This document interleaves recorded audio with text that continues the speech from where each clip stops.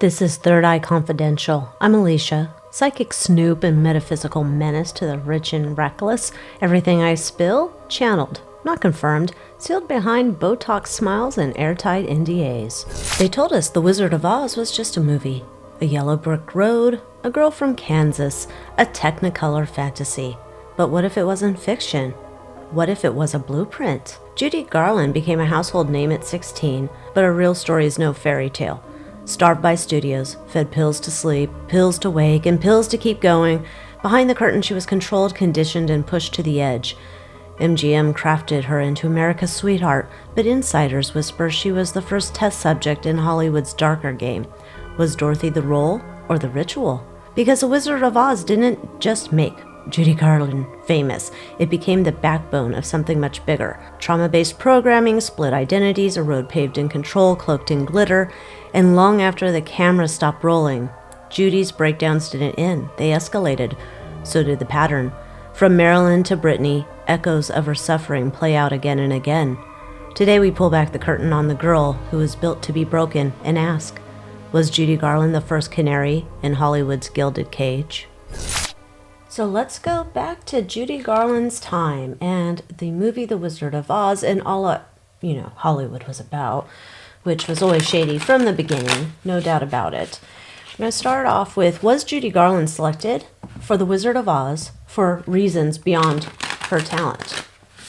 If so, what were they? Of course, all alleged for entertainment purposes only, not fact. Psychic downloads, perhaps snarky opinions when it comes to Hollywood. Was Judy Garland selected for The Wizard of Oz for reasons beyond talent?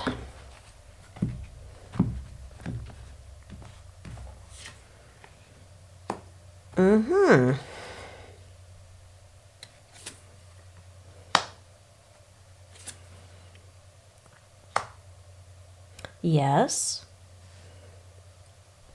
I'm going with a yes on that one. There's this idea of bringing this energy, and I don't want to say necessarily character, but bringing this energy of this female out in front of the world. Not an empowering position, but yes, there's definitely, like, if they had strategy sessions, which I'm sure they did, this was a part of some strategy session. Yeah, there we have the 8 of bricks and the 6 of brooms. This is a part of, my opinion, allegedly, their plan to create their first essential prototype, shall we say. She's controlled. We're going to turn her into a star. And then rinse and repeat. Rinse and repeat. Gosh. So she essentially is their test subject. That's what I'm getting from this. This is their early test subject. Now, this is not to say that there wasn't someone before Judy Garland, but this is like one of the test subjects, and she was a selected part of that. Because Hollywood started before this.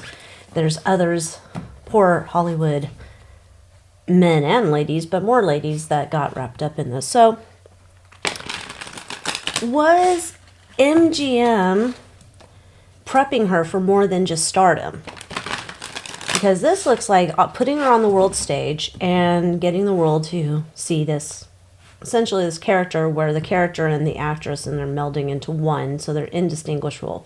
But MGM looking for more than just stardom when they're selecting Judy Garland, maybe to put her on some other missions. Okay.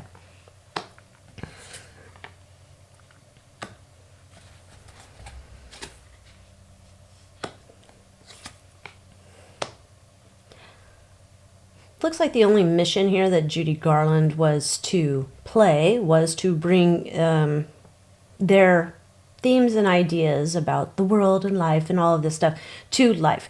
This was not to send her out into kind of like what we see with stars today, who go out there and blur the lines between, oh, I'm an actor, and like, oh, now I'm a political activist and I want to tell you everything that I think, so you'll think it too. So they were not planning on that. That was not a part of their intention with her. Their intention was to make the perfect mold for, you know, the Britney Spears of the future. Yeah. How do we control someone? How do we break them down? How do we manipulate them? How do we da-da-da-da-da? How do we get this puppet to do exactly what we want? So that's essentially what they were doing when they're looking at her. They didn't have any ideas that she was going to go out and change public perception about anything. That wasn't their goal.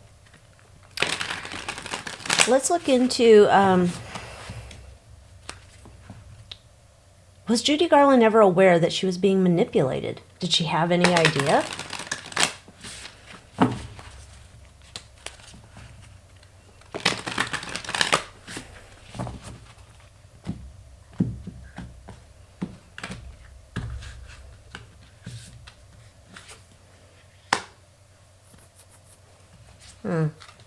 Doesn't seem like it.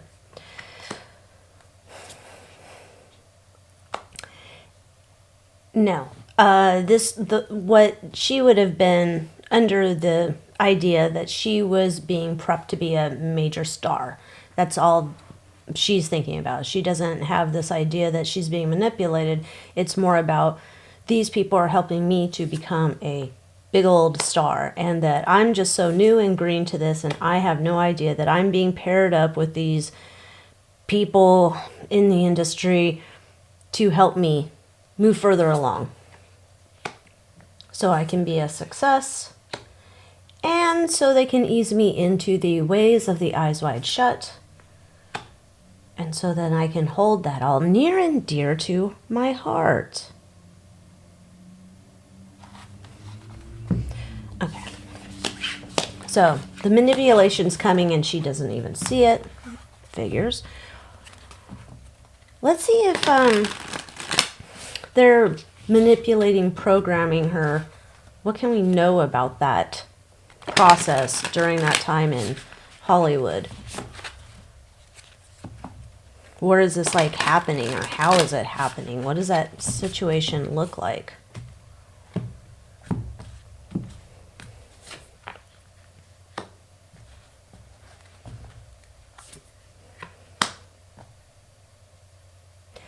Okay, I'm going to say, my opinion, allegedly, she had a handler.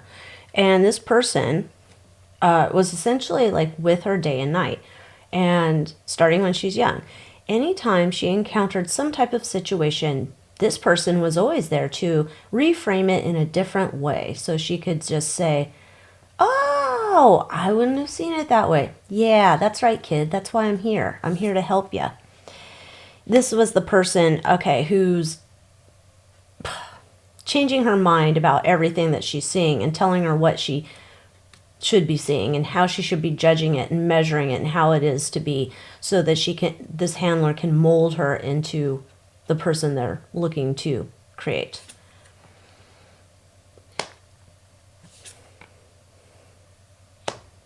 Okay, they're also there when she becomes not in the mood for whatever reframing that this handler type person wants to do. Then they also then come in with control methods, punishment, things like that to get her back in line.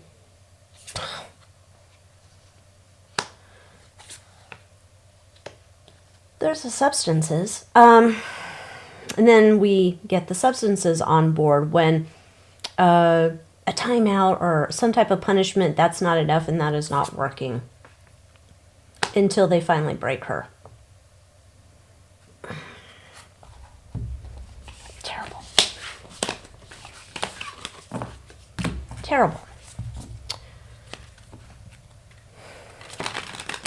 So was MGM at that time, who knows now, is MGM even around anymore? Probably in some other way, if it's, I don't know. However, was MGM at the time operating in conjunction with some like government agency?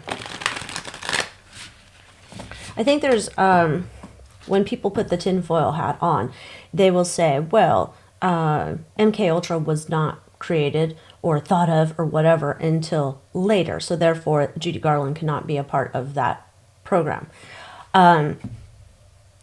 Just because they put an official name on a program and say that this is when it was started does not mean that there was not some form fashion of it beforehand. So that's where I would kind of put my 2 cents in. Anyhow, was MGM operating as more than just a studio? Were they operating in conjunction with a government agency?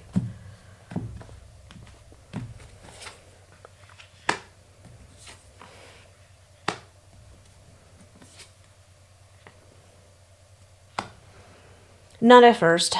Not at first. At first they were operating kind of independently until they got into some type of financial difficulty here. And then this is where their friendly, allegedly in my opinion, government agent comes in and says, hey, looks like you're kind of struggling here. We could help. We could help you. But we're going to need an office in here. We're going to need to be a part of creating what ideas you have for movies, and we want to help shape those. They just took a front row seat. It's almost like they got the corner office over here. Yeah, and they helped to turn things around in a way, but they're essentially kind of running the show from behind the curtain, behind that curtain. Yeah. But they didn't start off that way. That was not their... They were not originally in cahoots. So let's look at Judy's end. Judy's end of her life. There was a terrible scene, sad time, sad end to this massive talent. So did her passing mark the end of her usefulness because of her defiance? Like, did the studio have any hand in that? Like, we'll talk to Judy later, but I'm curious about what role, if any, did the government / MGM have in her end years? I mean, maybe the handler's gone, everybody's gone, she's just, messed up and spiraling on her own. I don't know.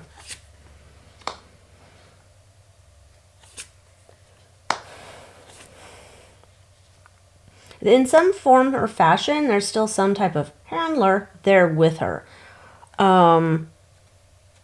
Like that has a connection to the early days for her at the studio.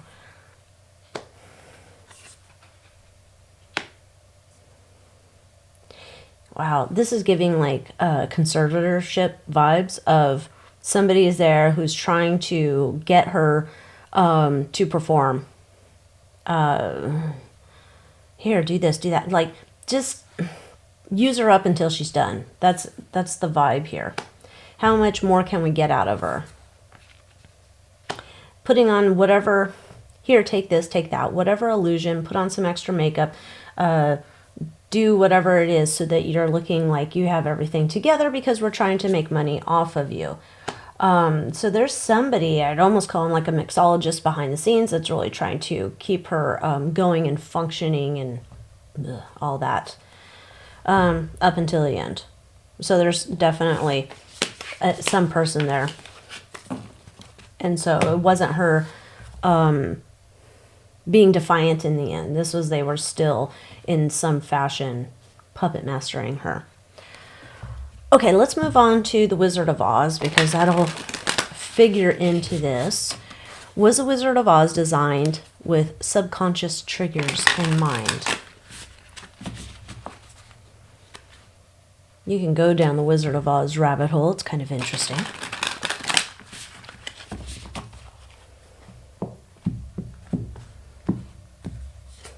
And of course, there was a book, L. Frank Baum, before then. So, yeah.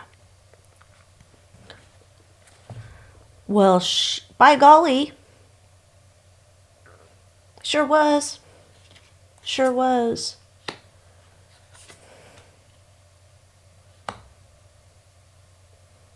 It sure was. And interesting is that they didn't want it to be over the top. They didn't want it to be something that everybody could come back and point to later. Like, They didn't want it to be like, you know, how we're like essentially living in 1984 now, the book. They didn't want people to go back and to be like, ah, no, did not want that. This was like masterfully done, so most people would not catch on, wouldn't be like putting two and two together.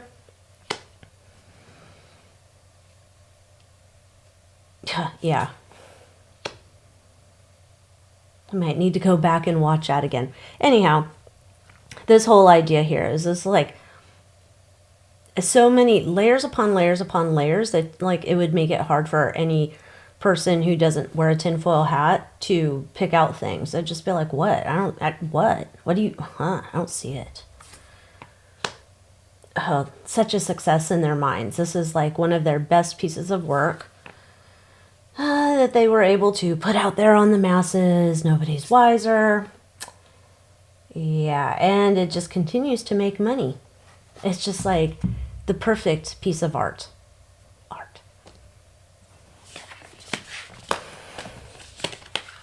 Let's see about the song Somewhere Over the Rainbow. There's scuttlebutt that is used to activate in some form or fashion certain people. So, was that song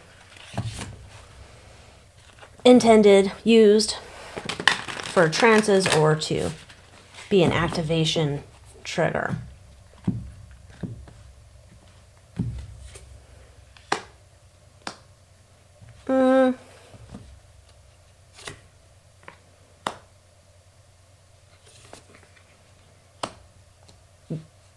Okay. Yes, however, it was not like the original intent with the song. That was not the original intent with the song.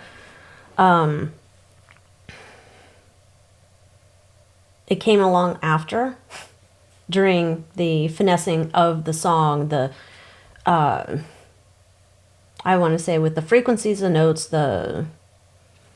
all the pieces being put together. This feels like a multi-layered piece as well.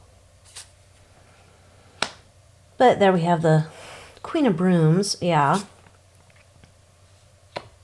Okay, so yes, it was eventually that the final outcome, yes, meant as that.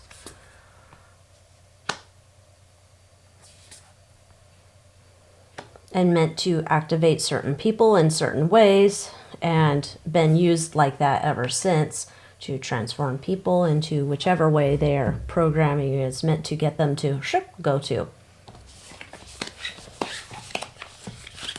My, what a fun family movie. All right. Do the characters in Oz represent the fractured personalities? That's a scuttlebutt.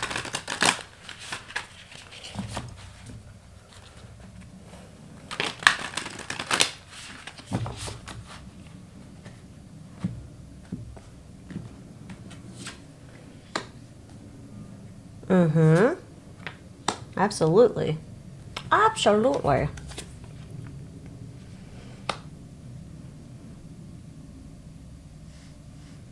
They do. Interesting. Interesting. There's the magician. There's the judgment. Yeah, it's a whole bunch of, like, there's a whole bunch of, like, I'll call it nonsense going on in here.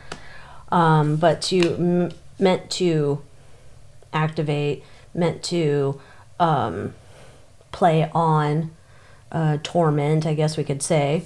I'm going to go with that word.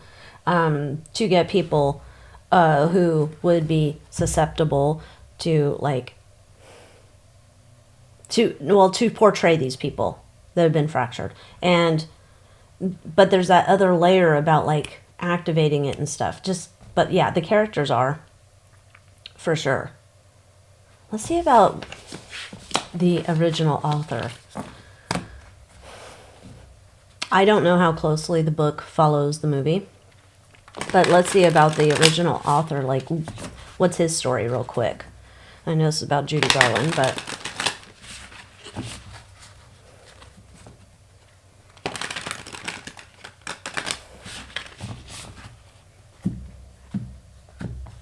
Only thing I know about him is I saw his gravesite.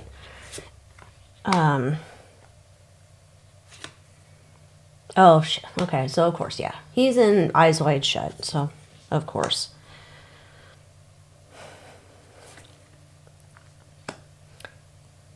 I don't know why I want to say, like, he's an Aleister Crowley type, but he's an Aleister Crowley type.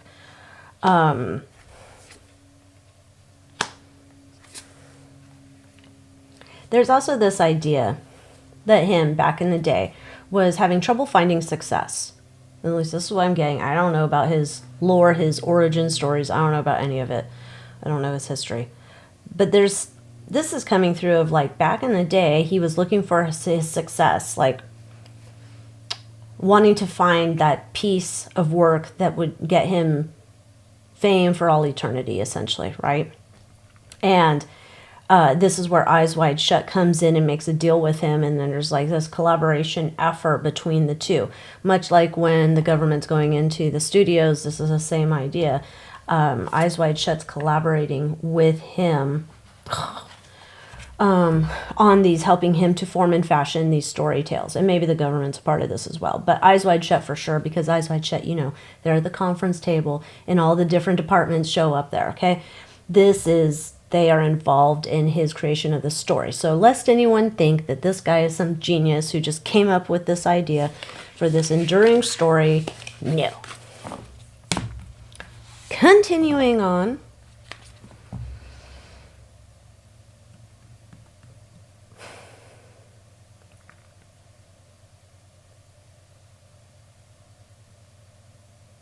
Let's see if Judy Garland's energy, essence, residual energy.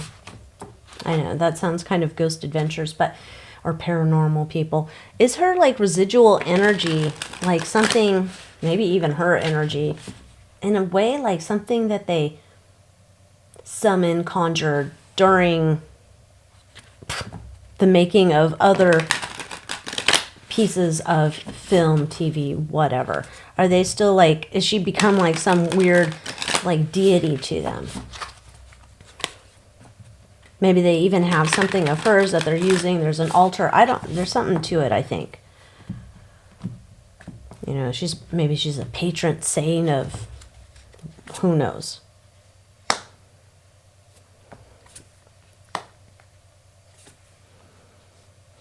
Interesting, yes.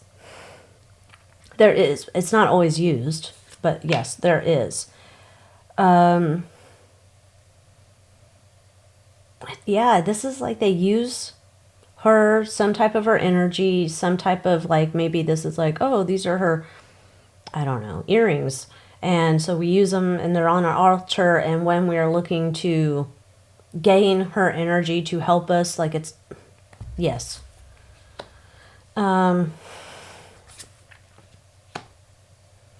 She's, I would say if we're going to make it something like I understand, like she would be the patron saint of opening up fame roads.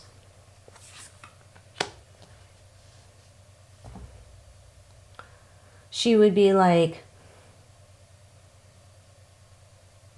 yeah, she's opening up the roads to fame. So I'm not necessarily getting like this is about like, oh, we're going to go to the Judy Garland altar because we're looking for to have a box office hit. This would be more for the actress to hang out at the Eyes Wide Shut party. They're going to the altar and they're there and they're asking for worldwide global fame. To be one of the biggest stars in the world for all eternity. Like this is one of those things.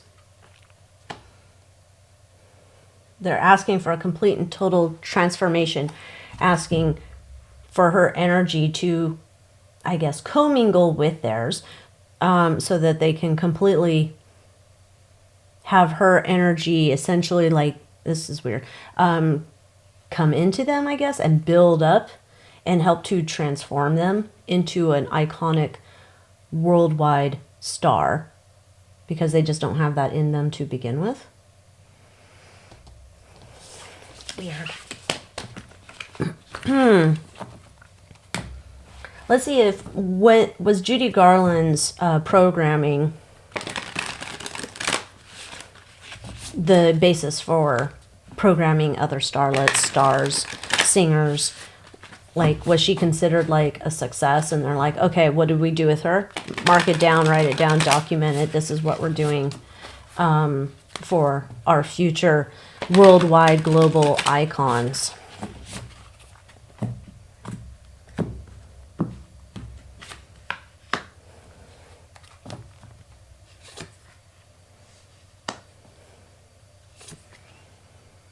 Yes, rinse and repeat. Whatever they, once they have determined that this person is someone who is open to finding that stardom, whatever form or fashion it's going to take, yeah, they're on board. Like, that is essentially like they're ready to give it all up, their whole entire life, their morals, their principles, all of that stuff.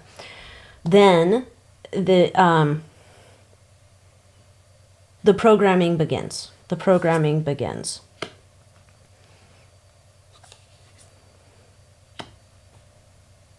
How interesting. I have 2 Eight of Brooms. No, I don't. Okay, 8 of Spears and 8 of Brooms. I'm like, what?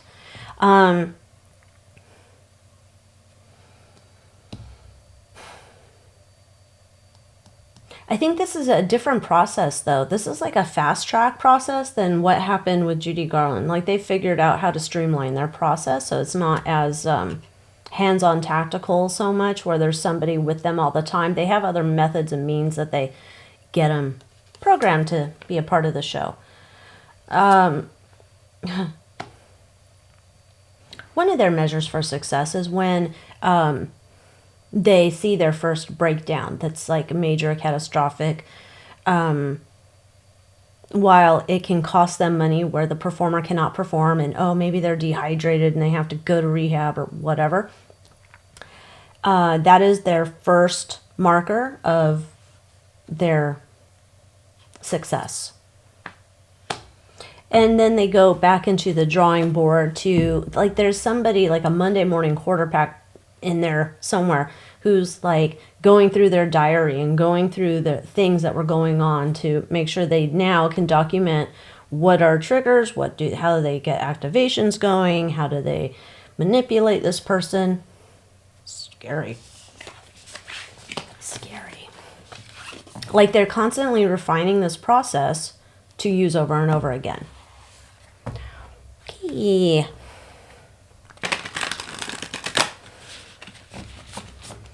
Let's see if the Wizard of Oz was inspired by earlier psychological conditioning programs, because I think it was. It looks like it was, but I'm curious if, like, you know, we didn't have MK Ultra, but was there a specific, like, maybe program we don't know the name of because they don't want to tell us anything. You know, some people say that it could go back all the way to, you know, those Germans. You know what I'm talking about. Don't put it in the comments, but, you know. Yes. Yes, it was. Yep, came in a partnership. Hey, show us what you're doing. We want to use it. Yeah, I think that's part of... Oh, okay. So this is a part of, like, so when MGM's struggling, the government comes in and says, hey, we're here to help. We're the government. Anyhow, we're coming in here to help. You know what? You have a real pesky problem here. It's kind of hard to keep some of these stars under your thumb, isn't it? You know what it is? We got something to help you with that. And here we go, and we help deliver the blueprint, the programs, the medicine for, okay, yes. So, yes. Okay. Let's go into, see what Judy Garland wants to say. Judy Garland. I'm not going to ask any questions, Judy. I just want to hear what you want to tell us. I know you've recently, I believe, you had your final resting place was moved to Hollywood forever. Almost feels kind of like you're a tourist attraction now. It's almost like they keep using you in your life and your death. All right, Judy, what can we know? What do you want to tell us?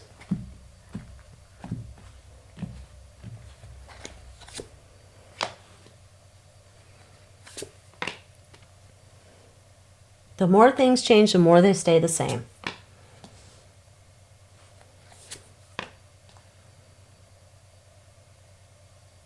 It's just amazing when I look back, and I have this perspective now, and I look back and it seems like nothing's changed. And we're still seeing the same things come out of Hollywood. How to make a star. It's even faster than it was back then. They have the script, they have the role written for these people that they get them into. So whoever they were to begin with, that's not even who you're seeing in front of the public eye. They have character categories that they put these people into. And these people eventually become acting out these characters that the handlers have already put the programming in place for. If they read the fine print, they might see this information in there. But most of the time, it's just an excitement of, you don't want the deal to go away.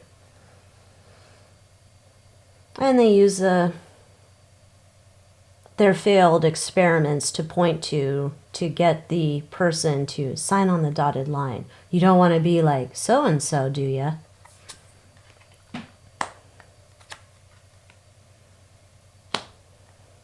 I wish they could see into the future and see just how difficult this all can be.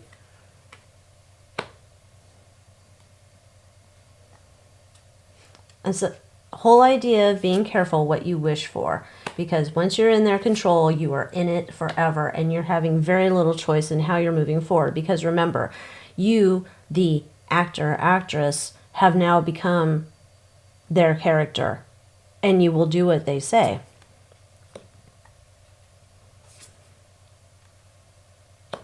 This was your wish come true. Your wish was to be controlled by someone else for the supposed fame and fortune and adulation, and to get on those ego trips and to get all of the material things.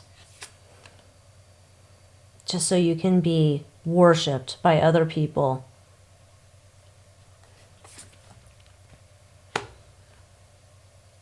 There's something wrong with this type of mindset. Because it's all an illusion, and nothing in this life really matters like that. I wish these people would see what's really happening when they sign on to become a part of this industry, this whole group. They're signing away their life, their intellectual capabilities. They're signing away their creativity. They are nothing but puppets.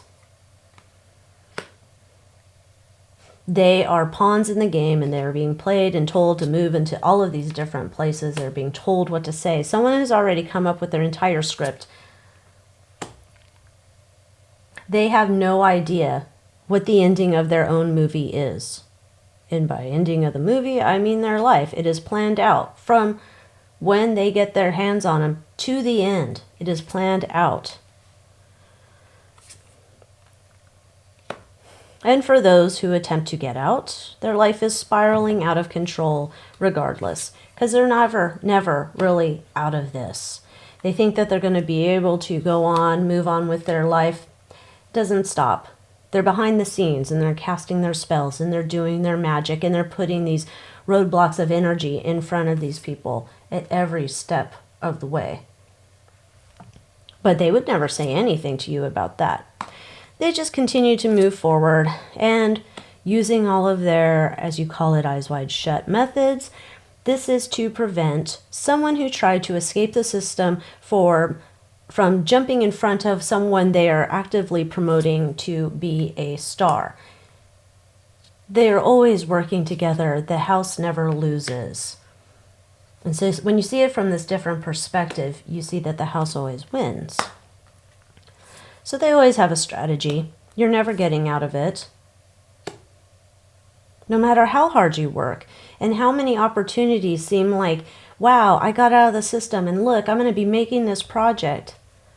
It's from an independent place, a studio, a production company, whatever. They're not independent. It's the same people trying to sabotage you and get you out of the way. You're never truly out of the system. All roads lead back to them. Okay. It's interesting. Okay, Judy, thank you. Thank you for painting the whole picture there. Okay, what else would you like to tell us?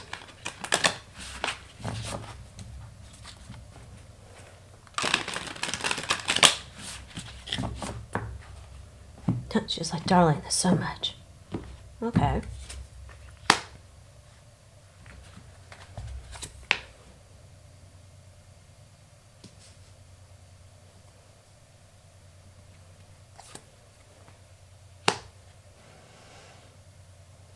I know what they're doing with my memory and my energy and all that I am. I know what they're doing with it.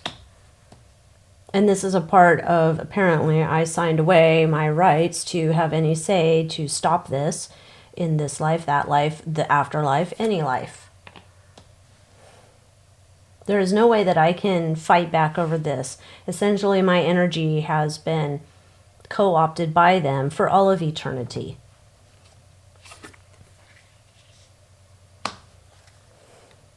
These psychopaths have no shame. If there was a way that they could clone me, and maybe they have a way to do it, they're going to do it. Because I was a template, I was successful, there is so much wealth that was made off of me, my back, my work, my talent, my skills. And I would not put it past them that they have something where they could try and clone me, reimagine me into a new person, make it so it's the second coming of Judy Garland. Yeah, she didn't trust them at all. She's like, you can't trust them. You can't trust them. I wouldn't doubt that they have some way, some fashion to bring me back from the dead in someone else's body. Okay, Judy Garland, I need to ask you.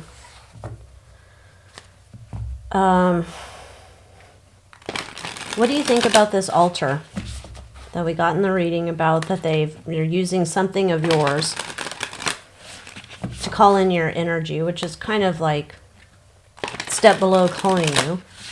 What do you think about this altar that they have?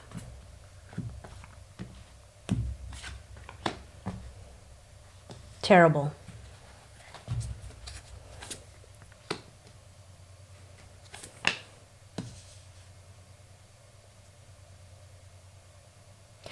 It's a terrible idea. It's a terrible, terrible thing.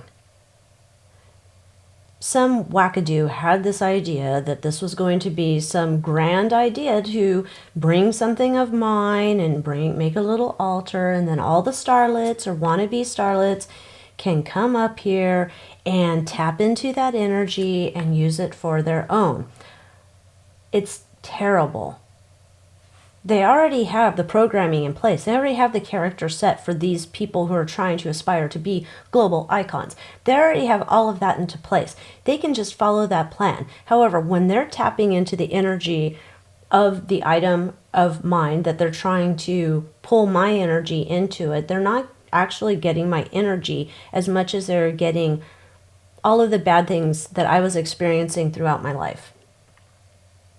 That residual energy is there. That is what they're tapping into. That is what they're calling into their life. And their life is already going to be determined by the puppet master that's there. So this is a terrible idea for them.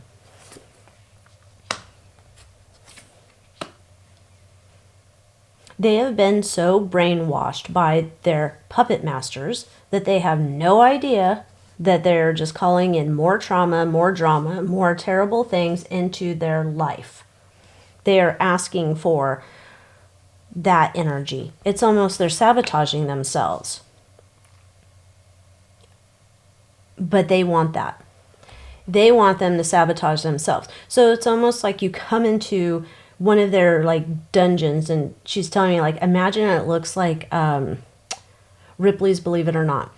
And here's all these artifacts from all these different stars. And who are you looking to aspire to? And then they lead you over there.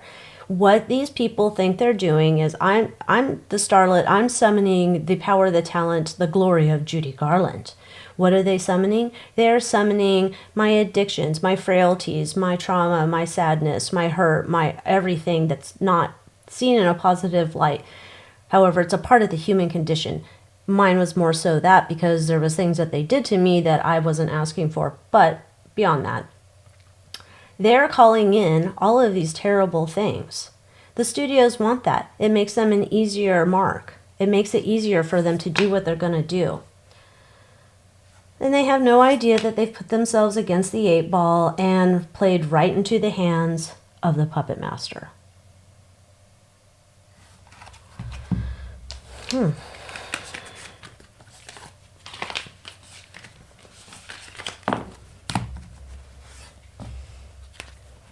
Do you regret, Judy, being a part of the Wizard of Oz?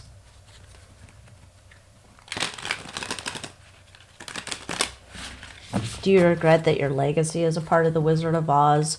That is this classic film? Some of my best work.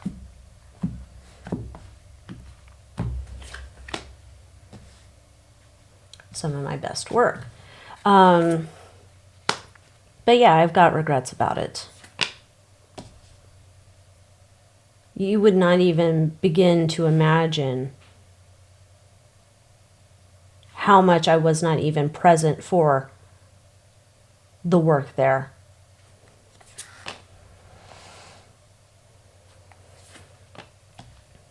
I'm surprised I didn't die on the set, honestly. I was on so many things. Substances. I was on so many things. Here's this, here's that, here's this other thing.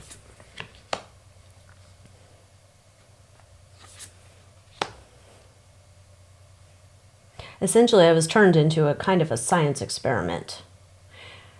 The things that they know about medical science now was not what they knew about medical science then, and substances and people's bodies and how all of these things react. The food that you're eating, your water intake, the salt, all of these things. They had no idea.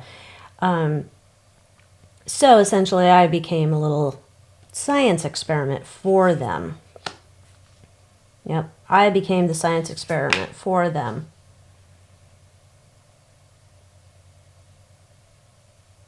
And during these times when I'm not present, I'm knocked out on whatever, zonked out on whatever they've given me substance-wise, this is the perfect time for them to also institute their mind games with me. To make sure that they still have control over me, to make sure that I'm docile, to make sure that I'm going to go along with everything, to make sure I'm not going to mess up their grand plans.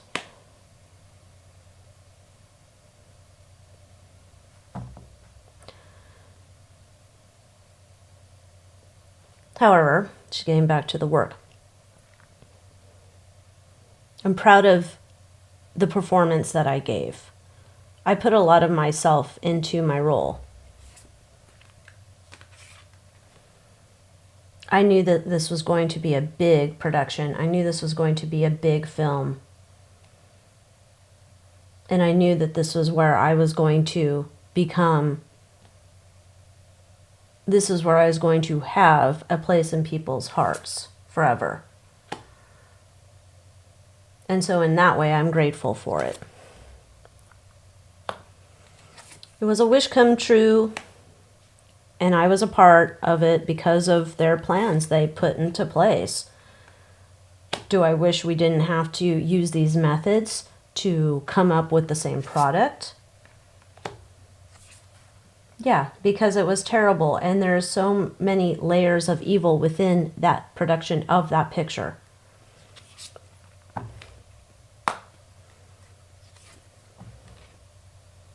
I had no idea the full extent of what was going on with that movie. And as I moved on later, I found out others had no idea as well. It was an interesting time where some of those people I worked with, and we would look back and think about what was going on in our movie and look in the other movies that were coming out later. And there was just certain things that we could see Or rather, unsee. We could not unsee those things.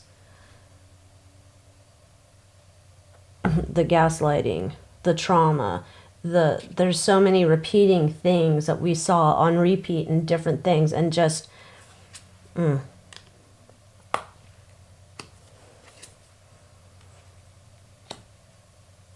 did try to talk. I did try to tell people. But of course they said, no, you're just on a bender, or Judy's just drunk, or Judy's just high. She doesn't know what she's talking about. Sometimes she gets into these rants. So I just started pretending that none of the troubles, none of the trauma, none of the evilness that was a part of that entire production went on. And so I can't speak about it. No one listens to me. But I do hope one day that there's a change in Hollywood.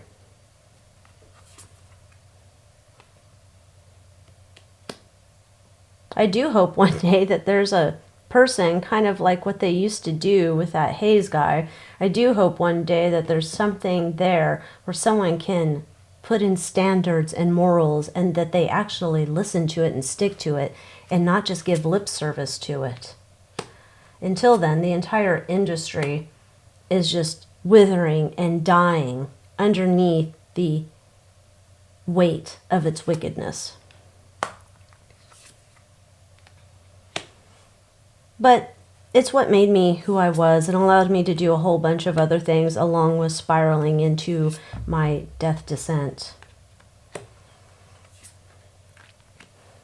And so it's kind of a hard call to make. It's a hard call to make. Okay.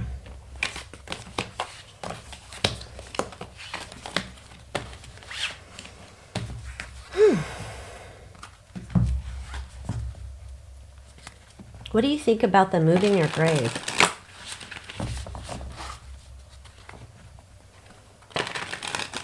Just another tourist attraction, like you said.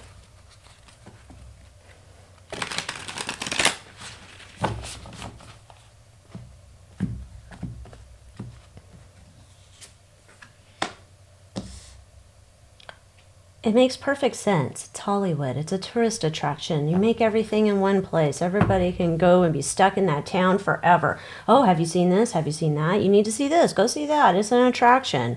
I totally get it. They did it.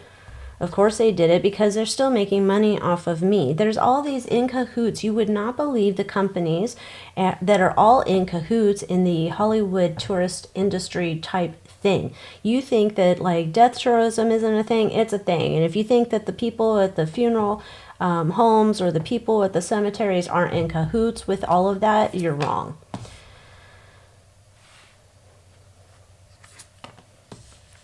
I think it's sad. I think it's sad because I was a person.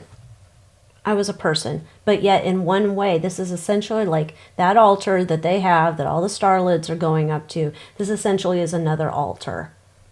So now the general public can go up there.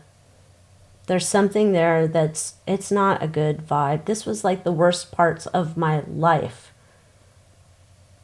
That energy that's coming from that space is not good. But yet they're celebrating. Oh, it's a tribute to her. Everybody come and see it. Come and see the pyre of her career. Come and see it all.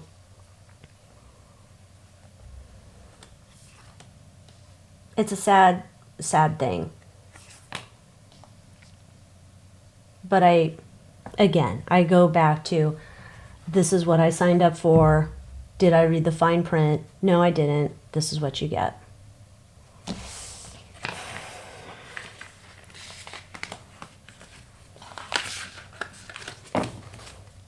Judy Garland, before we head out, I'll let you have your last word to your fans. But I'm so curious about, what did you think about Liza Minnelli marrying David Guest? That was an odd time in history. What did you think about it? Oh, she's laughing. This is like a big hearty laugh from her. showbiz. It's showbiz.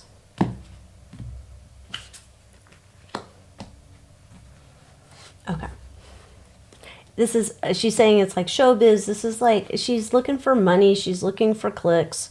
Well, we understand it's clicks. I don't think it was clicks back then, but this was her daughter's way of getting attention, getting money. Just, it was quick money to be had.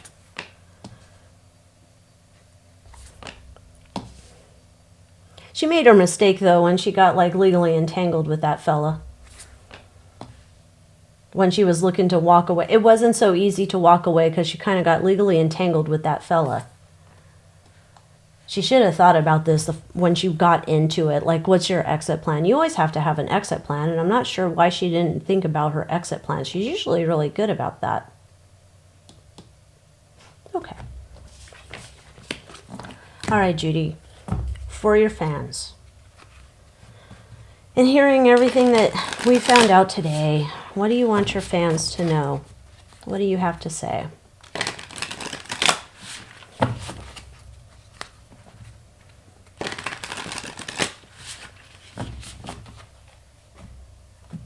She's singing Somewhere Over the Rainbow, which is interesting.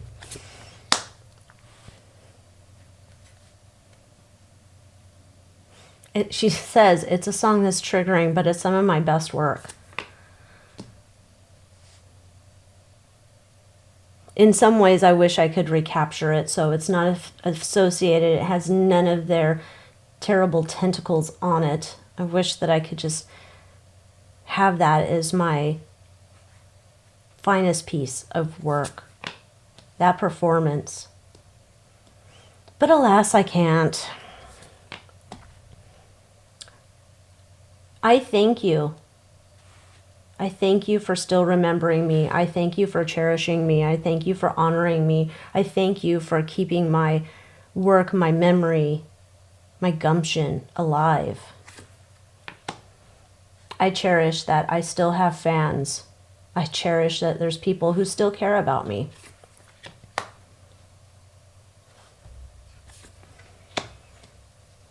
And I want you to know that the devil is still there. This is still the devil's playground, and you need to be careful of everyone and everything that comes in your path. Trust nothing. You're living in a world of illusions that I could never imagine living in. And it's difficult for you to know which way is right and which way is wrong. And I hope that you take the extra moment to verify whatever choices you're choosing to make and have an exit strategy.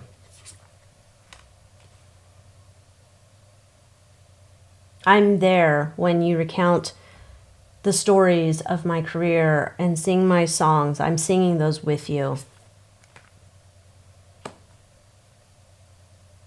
And I love hearing about the old stories, about the friendships that were made in spite of the circumstances. Anytime there's a movie marathon or a Judy Garland fest, I'm always very excited to attend. Even though I know that it's all tainted. She wants to make that very clear.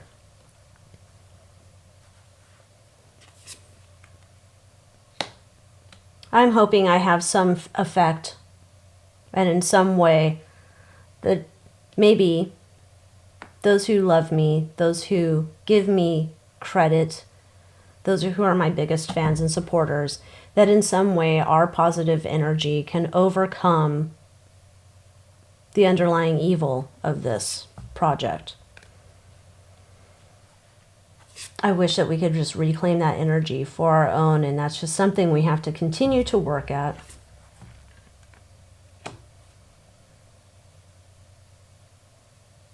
But know that when you are sending your best wishes and your love and adoration to me, I send it right back to you, wholeheartedly, with a big hug from me to you. Thank you. That's it. Okay, that's it. Okay, well, thank you, Judy Garland. That was interesting. That was way interesting. Okay. So with that, thank you so much. Thank you, Judy Garland, and until next time.